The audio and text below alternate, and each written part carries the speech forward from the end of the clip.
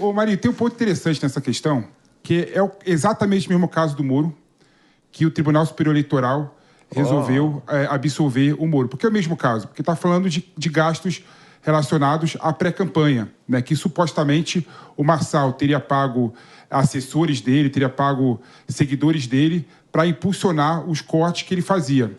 E na denúncia que eu li, supostamente o Marçal teria dado, né, uma contribuição financeira àquelas pessoas que impulsionassem melhor os cortes que ele fabricava, né?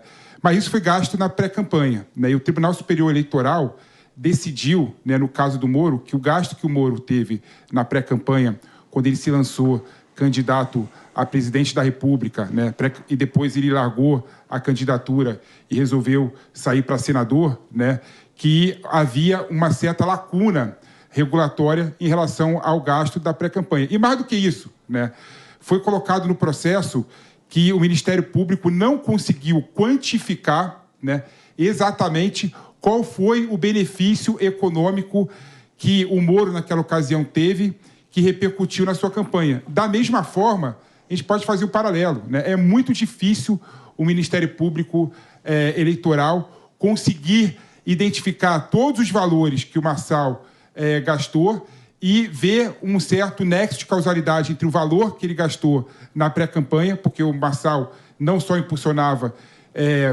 posts políticos, impulsionava outros tipos de post, outro tipo de publicação, né? Então é difícil ele ter nexo de causalidade entre o que o Marçal impulsionou com a ajuda de outras pessoas relacionado ao ganho que ele poderia ter nas eleições. Então é mais uma ação que provavelmente não vai ter nenhum tipo de efeito. Se tiver, só vamos ter, infelizmente, o julgamento depois das eleições.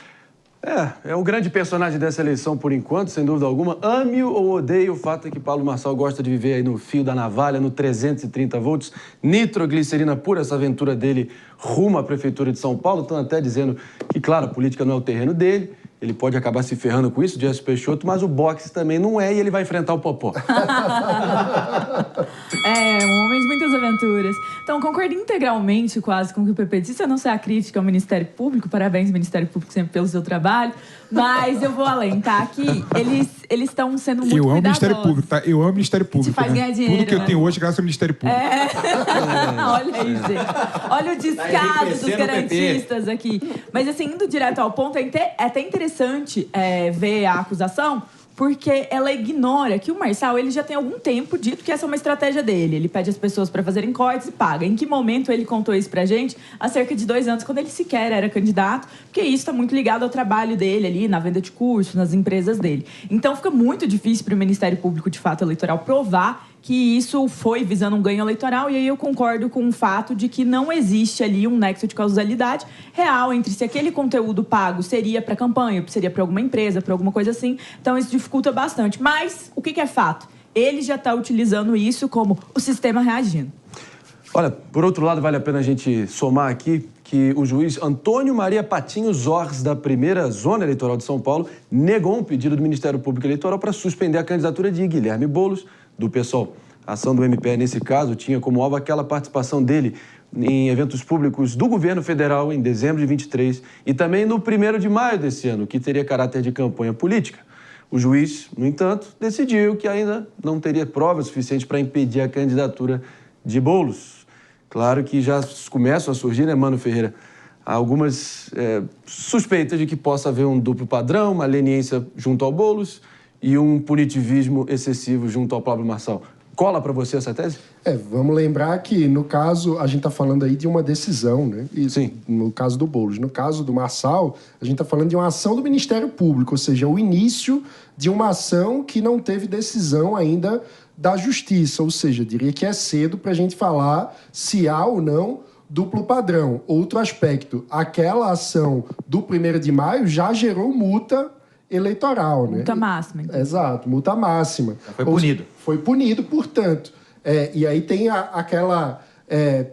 aquele ponto jurídico também que você não pune 2 vezes uma mesma conduta, né? Aquilo já foi punido com multa. Trazendo um contraponto para a questão do Marçal, a gente precisa sempre lembrar que no processo democrático as regras precisam ser iguais para todos. Ou seja, prometer vantagem financeira para um eleitor é literalmente a tradicional descrição da compra de voto. Então é preciso saber se aquilo que era uma prática lícita do ponto de vista empresarial foi mantida uma vez passada a convenção, uma vez, portanto, passada a pré-campanha e entrando no terreno da campanha eleitoral. Até onde sei, não há provas de que essa conduta foi mantida. Cabe ao Ministério Público trazer elementos que corroborem ou não essa situação. Mas ele anunciava que era essa a estratégia dele para o grande resultado em mídias sociais que ele consegue ter. O ponto é, o resultado em mídia social continua sendo muito expressivo. Será que, utilizando a mesma estratégia, se for o caso, é contra a regra eleitoral? Quero muito ouvir o nosso querido Roberto Mota nos prestigiando aqui sempre no Morning Show, mas sem antes eu vou seguir a gente aqui rapidamente para trazer todos os detalhes, porque a gente antecipou ontem aqui, gente, que Guilherme Boulos, Zé Luiz da Atena e Ricardo Nunes, o atual prefeito, os três desistiram de participar do último debate que ocorreu ontem, realizado pela revista Veja. A atitude, claro, que foi alvo de muitas críticas, até mesmo protesto, como da candidata Maria Helena do Partido Novo, que exibiu um cartaz com a palavra ali escancarada, fujões, vocês devem ter visto. Olha, a ausência deles ainda está rendendo muito e é por isso que a gente vai chamar agora a nossa querida repórter Bia Manfredini para explicar para a gente todo esse cenário e as justificativas que foram dadas. Bia, traz pra gente aí o posicionamento oficial, por que não? A desculpa oficial que foi dada por Boulos, da Atena e Nunes. Bom dia. Oi, Marinho, bom dia para você também, para todo mundo aí no Morning Show. Ontem a gente falou um pouquinho dos bastidores dessa desistência, né? Que tem muito como foco o outro candidato, Pablo Marçal, do PRTB, e os recortes que têm viralizado nas redes sociais, é o que os candidatos têm chamado de baixaria. Oficialmente, os candidatos alegam conflito de agenda e também um volume muito grande de debates de sabatinas individuais até o primeiro turno, que estaria justamente atrapalhando e causando esse conflito com as agendas nas ruas, com o corpo a corpo. Bom, os candidatos foram questionados sobre a ausência no debate. Ricardo Nunes, por exemplo, voltou a falar sobre esse momento de viralização nas redes sociais, segundo ele, de coisas que nem sempre são verdade. A gente separou um trecho dessa fala de Ricardo Nunes, vamos ouvir. Gabriela, nesses debates tem acontecido tudo menos aquilo que seria o objetivo, que é debater a cidade. Que é poder apresentar as propostas, discutir as propostas. São muitos ataques e muitas pessoas estão indo não para debater, mas para fazer cortes para a internet. Então, eu tenho uma agenda muito carregada. Hoje, por exemplo, no mesmo horário, participando aqui desse fórum fundamental que é sobre segurança alimentar. Não tem como eu ficar o dia inteiro tratando de ações com relação à campanha eleitoral. A gente precisa melhorar, porque não dá para ficar lá, de uma certa forma, não respeitando o telespectador, com tantos ataques, com tantos cortes, sem discutir a cidade. A justificativa de Guilherme Boulos foi no mesmo sentido. Ele disse que pretende continuar comparecendo aos debates, desde que eles sejam propositivos. A gente também tem um trecho, vamos escutar. Olha, eu tive compromissos de agenda, assim como outros candidatos que não foram. Eu acho que o debate é importantíssimo para a democracia. Eu estarei em vários debates, nós temos uma campanha longa, 50 dias praticamente daqui até o primeiro turno da eleição. Tem inúmeros debates agendados, estarei neles e estarei nos debates para discutir a cidade de São Paulo. Esse é um ponto importante. Eu acho que o que a população de São Paulo quer é saber como vai resolver a situação de segurança em quem tem o celular roubado no ponto de ônibus indo para o trabalho. O que a população de São Paulo quer é um prefeito que tenha propostas reais para resolver quem fica esperando 8 horas na fila de uma UPA, lá no Dr. Sócrates em Itaquera, lá no Maria Antonieta, no Grajaú, ou então quem está esperando mais de ano para um exame de cardiologia, para uma endoscopia simples, que a fila aumentou muito na cidade de São Paulo. E é isso que eu quero apresentar, tanto na nossa campanha como nos debates. É por isso que a gente vai fazer o Poupa Tempo da Saúde. Eu participarei dos debates que não conflitem com a nossa agenda e que tenham regras que garantam que você vai lá para poder discutir a cidade, programa de governo, que as pessoas querem saber. As duas campanhas afirmam que estão reavaliando, portanto, a quantidade de debates. Internamente, a gente sabe que eles estão estudando estratégias também para conseguir responder aos ataques de Pablo Marçal.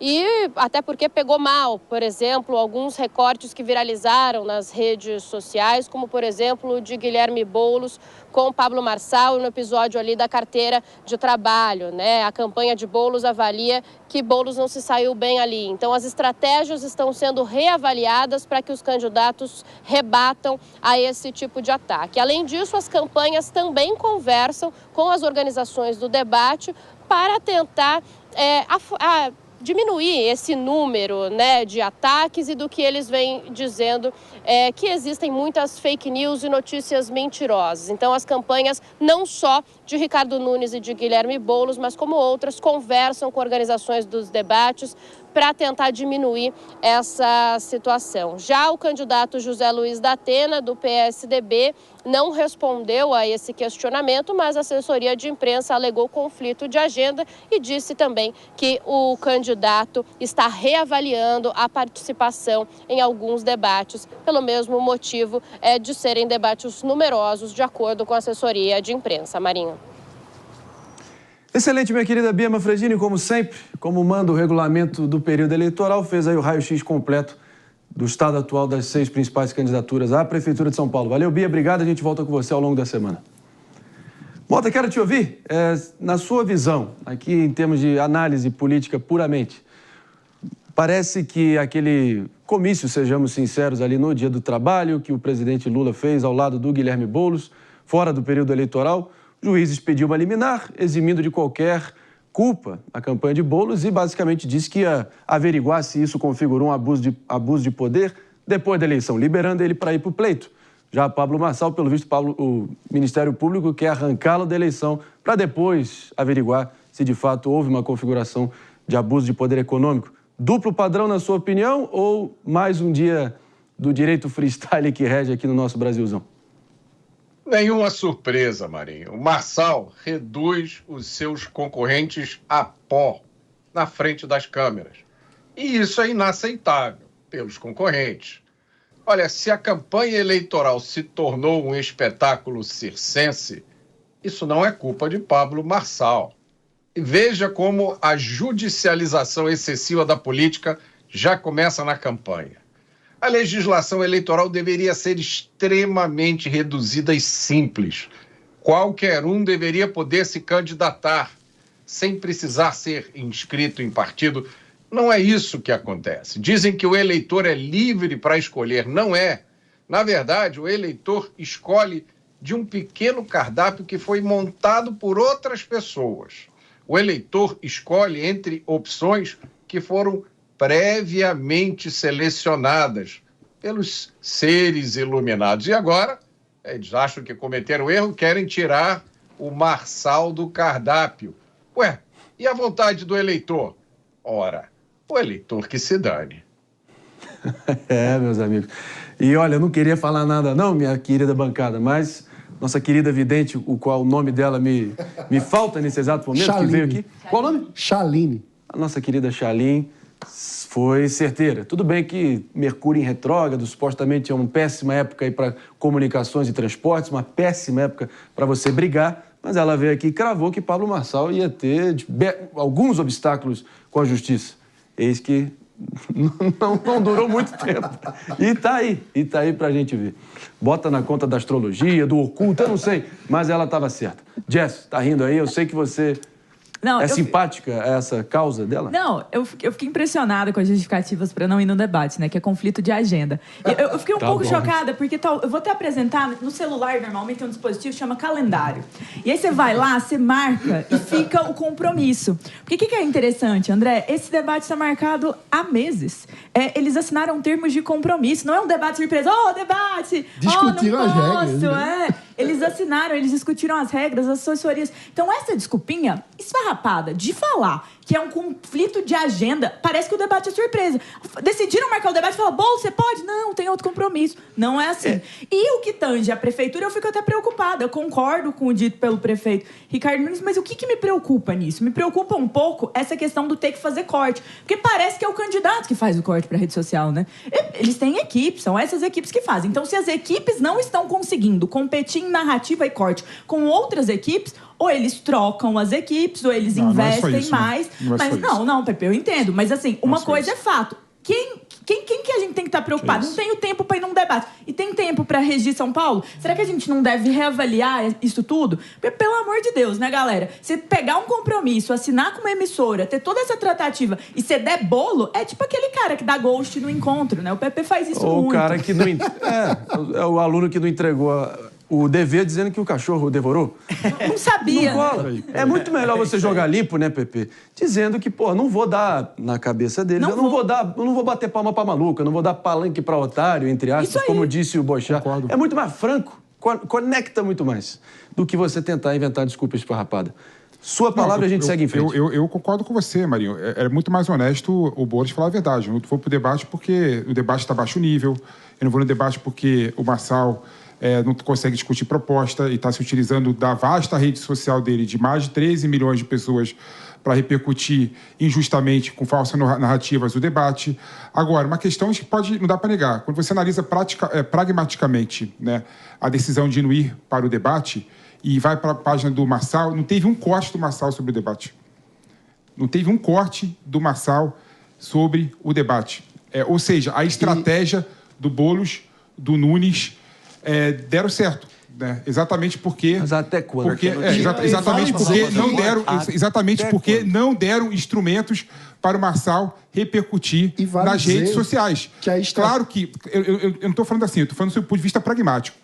Do ponto de vista ético e moral, é claro que debate é bom, é importante para a população saber o que os candidatos pensam. Mas a estratégia político-eleitoral dos candidatos, né, foi acertado. Mas vale dizer que o Marçal, no debate, fugiu também, porque ele não respondeu a nenhum dos questionamentos feitos pela Tabata Amaral. Ele esvaziou. Esvaziando o debate, dizendo, depois eu respondo, agora eu vou ler aqui o meu programa de governo. Ele perdeu a referência. Mas, mano, completamente as perguntas. Mas aí que tá o legal. Aí que tá o legal. O ponto interessante sobre a situação. Ele perdeu a referência, o Marçal. E se esvaziou no debate. Então, ou seja, a estratégia foi boa. Naturalmente, foi frustrante para quem organizou o debate com ampla antecedência e foi muito nítido como também os jornalistas ali elencados para conduzir o debate foram muito públicos ali nas críticas àqueles que, entre aspas, fugiram do debate e se absteram de participar do debate. Gente, correção, tem vários cortes. A Jess aí trazendo. Vamos só trazer aqui a imagem da Jess, por favor, minha diretora Helena aqui. Eu não sei se eu posso mostrar isso, mas assim. Não, enfim, vários cortes. O resumo da ópera é que, enfim, claro que há vários cortes, mas nenhum perto de ter viralizado como o exorcismo de comunista, entre aspas, claro, que ele realizou contra o Boulos. Enfim.